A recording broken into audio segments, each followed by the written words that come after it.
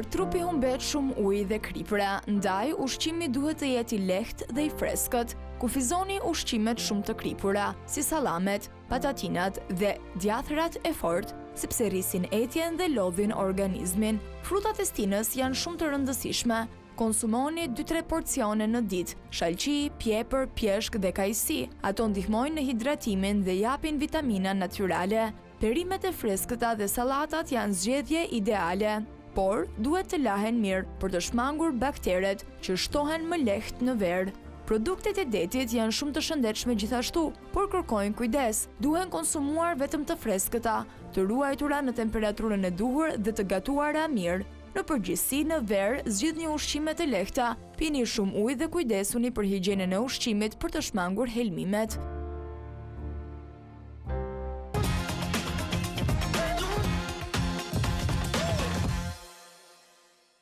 Mirë, jemi rikthyer në studio dhe siç e kuptuam përmes insertit do flasim për ushqime që ne konsumojmë gjatë stinës së verës. Ju e dini që gjatë kësaj stine jemi më të ekspozuar dhe orientuar më shumë drejt konsumit të tepërt dhe me këtë të fundit vinë ndoshta dhe vlera të larta të kriprave, të sheqernave në organizmin tonë. Duhet jemi të kujdesshëm dhe duhet ndërtojmë një regjim rigoroz ushqimor që të jemi shëndetplot. Për të kuptuar se çfarë na dëmton në këtë periudhë, nga se duhet të heqim dorë, ku duhet të arrisim vigjilencën, përgjigjet i marrim nga një mikesh e hapësirave tona televizive përmes e lidhje të drejtë për drejtë. Do lidhemi tani me Albana Dakën, nutricioniste, e cila do na informoj se çfarë duhet të konsumojmë në verë. Dashur, përshëndetje, faleminderit që gjete kohë. Si gjithmonë. Përshëndetje, kënaqësi dhe për mua, si gjithmonë. E dashur, direkt në temë. Pa. Kam një kuriozitet të madh mbi krudot, meqenëse është një pjatë, një ushqim që gjithë ne e konsumojmë ndoshta më tepër se zakonisht, më tepër se në pjesën tjetër të vitit. Çfarë efektesh kanë krudot nëse i konsumojmë tani në verë? Si të gjitha ushqimet, të gjitha procesohen, pra nuk i kanë kaluar nxehtësisë, kujdesi duhet të jetë më i madh që ato të jenë të freskëta dhe po themi të përpunuara në të ftohtë, se ato përpunohen në të ftohtë në po themi nuk kalojnë në nxehtësi, pra nuk kalojnë në furrë, në pjekje me radhë, duhet të jenë të freskëta dhe të sigurohemi që nuk janë produkte të ndënjura, që nuk është ruajtur zinxhiri ftohës, pra në kuzhinat e ndryshme në restorante ku i konsumojmë, dhe padyshim në mënyrë absolute nuk duhet të përdoren në shtatzani. Një nga këshillat që ne japim grave shtatzan është që të evitojnë totalisht konsumin e peshkut dhe mishit crudo gjatë shtatzanisë, pavarësisht nëse kjo është verë apo dimër, dhe të gjithë krudove të tjera në formë sallate, pikërisht për arsye të higjienës dhe të po themi mos frikës që nëse ato nuk janë përpunuar në mënyrën e duhur, efektet anësore, helmimet apo edhe infeksionet bakteriale, parazitare, virale, padyshim që janë po themi me efekte më të mëdha dhe anësore më të mëdha tek një grup shtatzanëse dhe një person tjetër. Rrim një moment tek sallata jeshile, dhe se si bëhet shqetësuese dhe mund të bëhet edhe helmuese për shëndetin tonë, dhe pse duhet kenë kujdes edhe gratë shtatzën. Sidomos kur zgjedhim një restorante dhe nuk gatuajmë në shtëpi.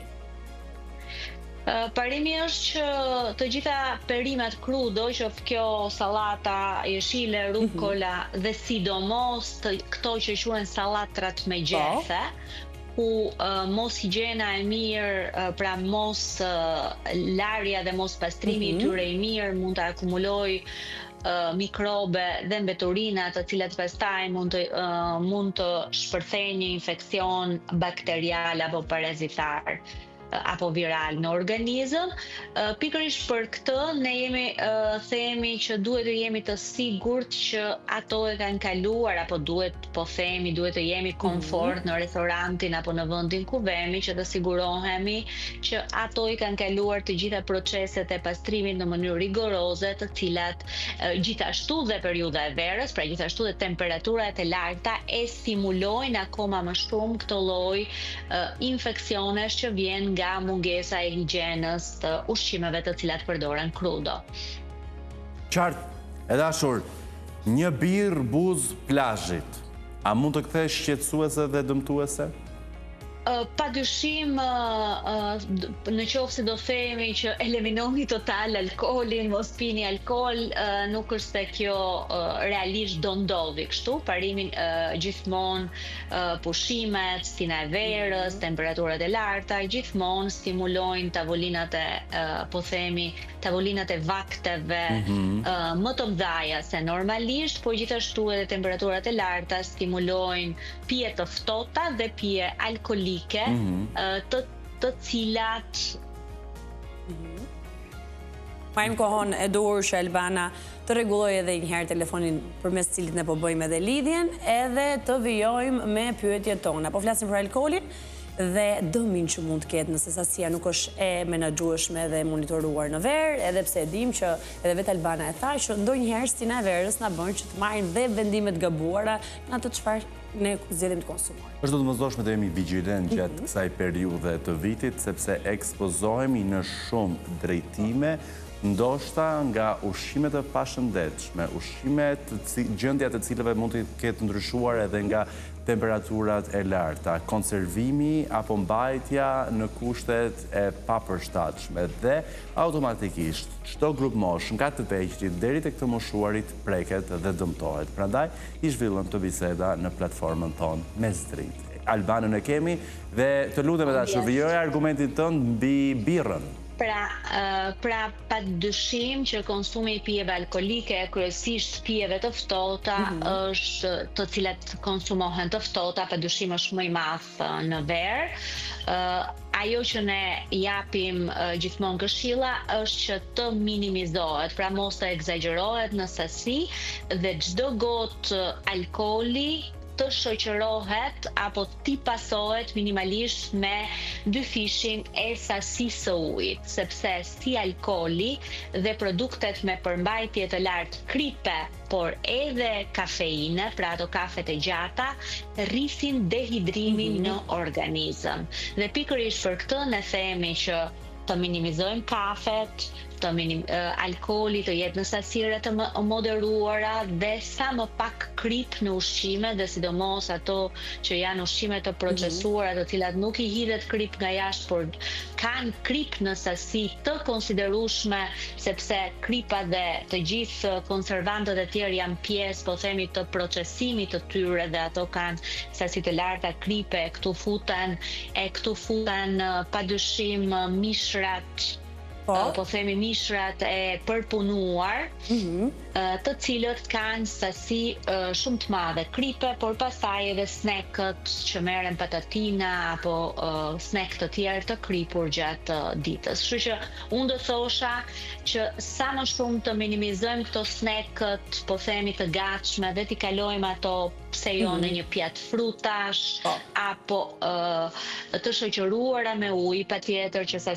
drejt. Albana, do na duhet ta menaxhojmë edhe një herë aparatin tonë celular për të patur edhe një komunikim më të mirë, nëse mundesh që t'i ndjekësh të gjitha hapat për të patur edhe në dukjen e duhur televizive. Besoj tani jemi okay, ja ku kemi Albanën. Po, tani jemi më mirë. Albana, në vijimësitë asaj që ti po thua, a është e mundur që ne të orientojmë publikun në atë se çfarë duhet të bëj kur gatuajmë një gjell? A mundemi ne ta lëmë me orë të tëra jashtë në këto temperatura të larta, apo duhet kujdesemi shumë nga këto veprime të thjeshta që bëjmë në shtëpi? Absolutisht që jo, të gjitha produktet të cilat gatuhen në kushte shtëpie, kur ato konsumohen brenda të njëjtës ditë, padyshim mund të mbahen në fresk në frigorifer, pra në ato kompartimentin që është 2-8 gradë. Kur produktet po themi do menaxhohen dhe do përdoren ditë më pas apo të nesërmen, patjetër produktet të gatuara duhet të futen në ngrirje. Ngrirja është ai kompartiment në frigorifer e cila stopon fermentimin dhe ruan padyshim nga këto, po themi, nga degenerimi i elementëve të gatimit që kemi bërë. Kështu që brenda ditës duhet mbajtur patjetër në fresk, duhen eliminuar totalisht edhe kohët e shkurtra të mbajtjes, po themi në ambientin e kuzhinës, pra jo në frigorifer, themi kur gatimi është ftohurës, edhe i nxehtë pa dyshim që nuk futet në frigorifer, pra presim sa të ftohet dhe e fusim në pjesën e freskut, kur ai do të konsumohet brenda të njëjtës ditë, dhe nëse do të konsumohet të nesërmen apo më vonë, duhet futur në kompartimente të përshtatshme dhe duhet futur në paketime të përshtatshme dhe duhet futur pastaj në ngrirje.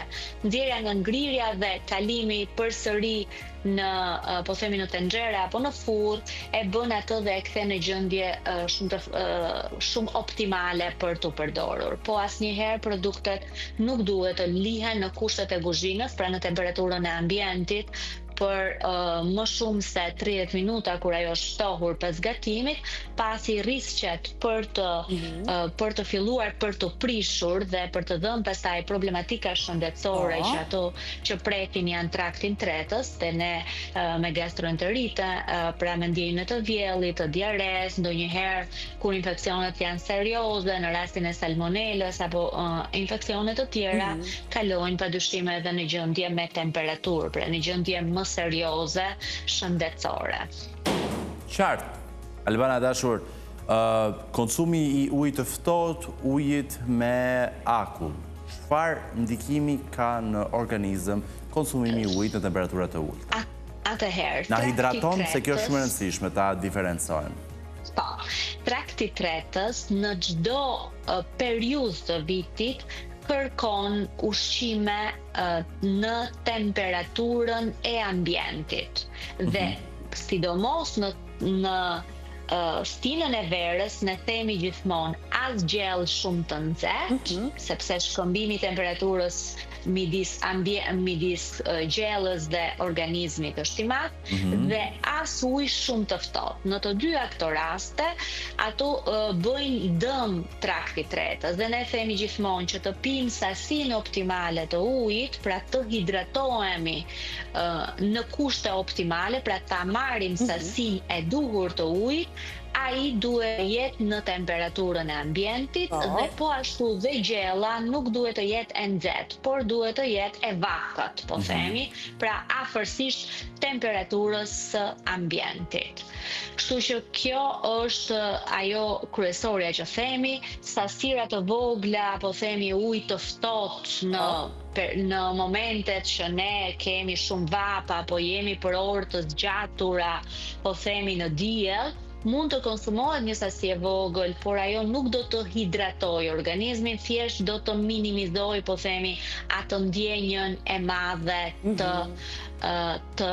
po themi të vapës, të nxehtësisë, por që ne të hidratohemi korrekt, patjetër që uji duhet të jetë në temperaturën e ambientit për të marrë sasitë optimale, dhe gjithashtu themi gjithmonë që sasia e ujit që marrim në verë është minimalisht 50% më shumë se ajo që marrim në stinët e tjera. Pra nëse një person konsumon 1.5-2 litra gjatë periudhës tjetër të vitit, minimalisht do të kalojë në 3 litra.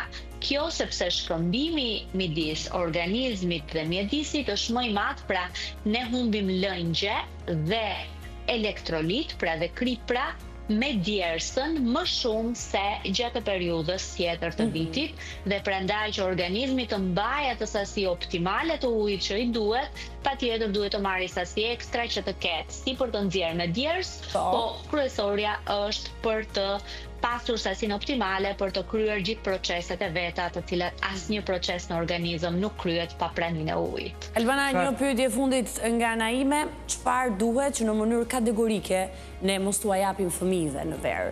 Çfarë sugjeron? Së pari, ajo që sugjeroj është jo akullore apo edhe ëmbëlsira të tjera të ftohta në vende të cilat nuk jemi të sigurt ku zinxhiri frigoriferik nuk është ruetur në kushtet e duhura. Përse? Kjo është sepse në qoftë se akulloria ngrin dhe shkrin disa herë, çfarë ndodh? Në qoftë se akulloria ngrin dhe shkrin disa herë, gjatë periudhës së shkrirjes ka tendencë që të kontaminohet si produkt, dhe ajo ngrin sërish dhe në qoftë se ne e konsumojmë, pikërisht shkakton ato që unë thash më lart, pra këto helmimet nga produktet të cilat zinxhiri ftohës nuk është ruajtur në kushte korrekte. Dhe ajo që i them gjithmonë prindërve, të eliminojnë totalisht sallamrat, prosciutat, patatinat, pra me shumë krip dhe konservant, të cilat kur nuk shoqërohen nga ana e fëmijës, edhe me marrjen e lëngjeve në sasinë e duhur, rritet në mënyrë serioze dehidrimi. Dhe absolutisht fëmia duhet të konsumojë ujë dhe fruta me sasi të madhe lëngjesh, por jo lëngje frutash. Lëngjet e frutave ne i marrim ujin dhe sheqerin dhe nuk i marrim asnjë element tjetër, siç e kemi thënë dhe më parë. Pra marrim një sasi të egzageruar sheqeri dhe nuk marrim asnjë element tjetër. Kjo është për fëmijët, por është sidomos për adultët, kryesisht për personat që kanë problematika kryesisht me diabetin, të cilat në verë i tolerojnë vetes edhe disa gjëra më shumë me këndvështrimin që do rrispat dozën e medikamentit apo do pas pushimeve do e mbaj regjimin më strikt, sepse lëngjet e frutave rrisin në mënyrë eksponenciale sheqerin me njëherë. Mirë. Dashur Albana, dhe unë kam një pyetje, sepse kështu i drejtohemi fundit të kohës televizive. Akulloria, me që se folëm për akulloren, është një keqje domosdoshme. E kemi të qartë, të fëmijët e duan shumë sepse u shijon, ju duket interesante, plus mënyra marketimit, shumë ngjyra, shumë dizajne, i tërheq dhe i drejton drejt këtij produkti. Por, në qoftë se duhet të zgjedhim midis akullores së pastiçerive dhe akulloreve të paketuara, pra që janë të prodhuara fabrikisht dhe distribuohen nëpër supermarkete, cilën sugjeron? Në këtë keqje domosdoshme, Tani ndonjë sugjerim specifik nuk kam, sepse për të dyja rastet edhe akulloria e bërë në kushte artizanale ka të njëjtën, pra në qoftë se sepse ajo vërtet bëhet në kushte artizanale, por edhe ajo duhet të ruhet, po themi, zinxhiri ftohës deri në konsumimin, pra deri në mbarimin e produktit. E njëjta gjë është dhe për akulloren, po themi, të paketuar. Po patjetër që një produkt i paketuar, dhe në këtë rast edhe akulloria, shanset për të pasur konservant dhe aditiv janë shumë herë më shumë në një akullore të paketuar sesa në një akullore artizanale të bërë në pastiçeri. Pastaj po themi e zinxhirit ftohës, pra e mbajtjes në kushte korrekte të zinxhirit ftohës, padyshim lëm për të dyja. Të mos harrojmë që ai banaku i akulloreve hapet mbyllet me 10-100 herë në ditë për të shërbyer. Po, ai mbushet, hapet 100 herë, por prandaj thash që duhet parë me vëmendje vendi ku ne e marrim, sepse ka vende realisht shumë korrekte dhe shumë, po themi, shumë të kujdesshme për këtë gjë. Por, rigoroz, por akulloria e paketuar, unë do thosha që shanset si çdo produkt i paketuar për të pasur konservant dhe aditiv i ka shumë herë më të mëdha se një akullore artizanale. Gjithsesi, unë gjithmonë rekomandoj akulloret e bëra me fruta dhe me ingredientë të shëndetshëm në kushte shije, sepse edhe fëmijët, po themi, i integron më shumë në kuzhinën, por edhe në ato produkte që ato kanë më qef. Po padyshim që kur ne jemi në ambientet e plazhit, kur jemi nuk është se jemi gjithmonë afër shtëpisë. Do shkojmë te zgjedhjet që kemi shumë pranë. Produktet e shëndetshme, padyshim kur jemi në kushte dhe në ambiente plazhi, padyshim do mendojmë kush është produkti, po themi, më i sigurt, por edhe më i shëndetshëm.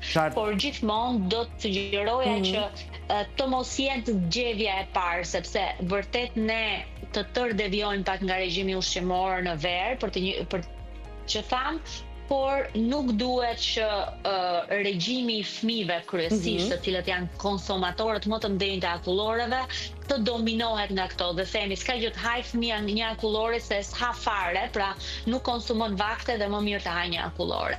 unë gjithmonë prindërve i them të pi një gotë ujë dhe lëre të vi uria që të haj realisht vaktin që duhet, sepse nuk është vakti i shëndetshëm apo zëvendësimi një vakti kryesor me akullore.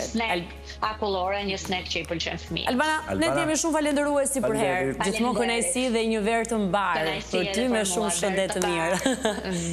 Mirë mbarë edhe për ju. Këshilla u dha, këtë verë nuk ka akullore për gjithë fëmijët, na vjen shumë keq, do shkojmë vetëm në vaktet kryesore edhe në të rriturit mbas se duhet marrim mësim nga kjo bisedë. Shkojmë në shkëputje për të kthyer vetëm pas pak. Mos u largoni.